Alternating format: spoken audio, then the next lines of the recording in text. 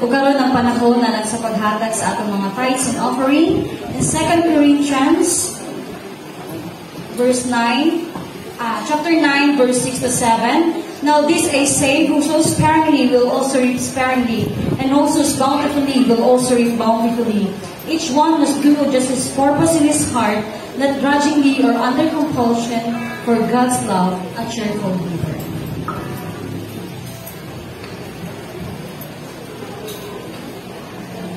Saan na kasi siya? Saan na kasi siya?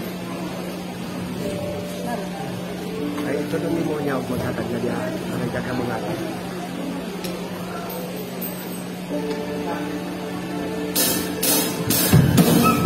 Okay, bayan kami mag-ulit.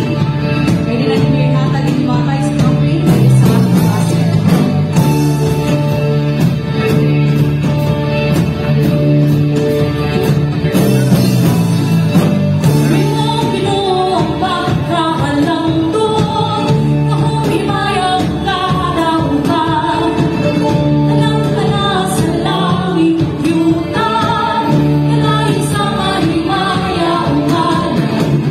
Mahal ko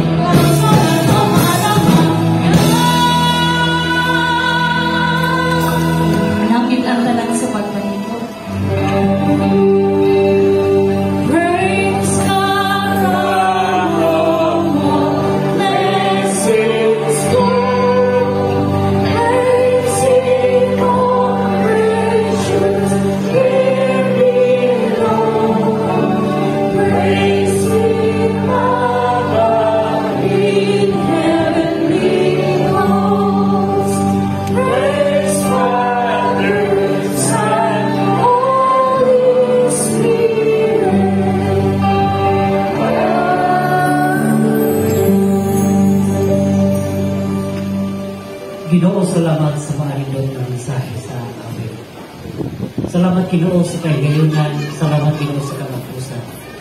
Salamat Ginoo sa tanan-tanan ni mong gihimo, ikaw rin mahimaya, tungkol kay kadukanan, kanimula. Ginoo salamat sa mga halad, pinagaroon sa matubang. Sa magamot na nila hatunin ng mga halad sa nagyarang kahit. Ikaw Ginoo magkapanos sa pilong-pilong panalangin. Kung nagagikan kini Ginoo silang negosyo, sa ilang pagka-profession Ginoo, o sa pagigikanan ni ini Ginoo, Lord, salamat Ginoo, madawat nila ang balos, pilong-pilong panalangin, gikan niya tanan. O kini mga halad karon Ginoo, ginula sa mga kaigsuran namo, mga membro ng mga iglesia. Lord, nasayod ko Ginoo ang mga paghago, diligid makawan.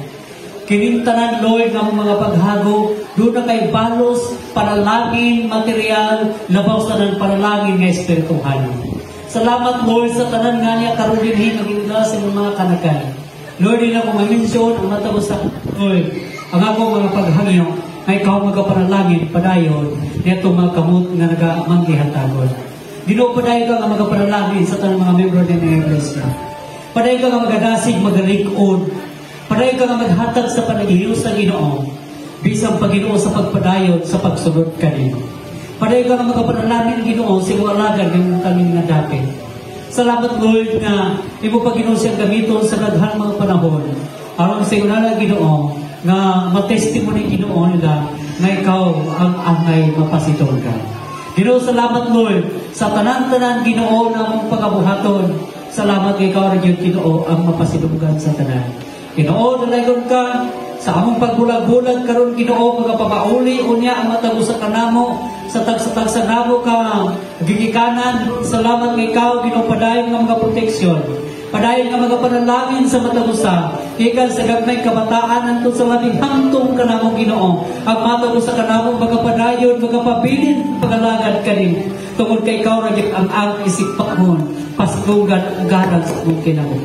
Lord, ang kong asong ikatapusan, imayag kadukanan mga pagpasalamat, mga pagdaig, kanimo lamang ng tanan. Karoon ng grasya sa Ginoong Kristo ug masamahan.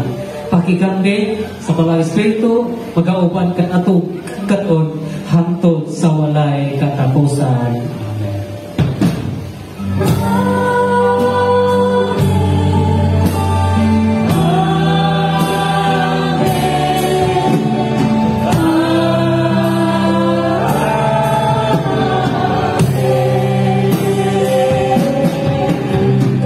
Thank goodness and happy Thanksgiving.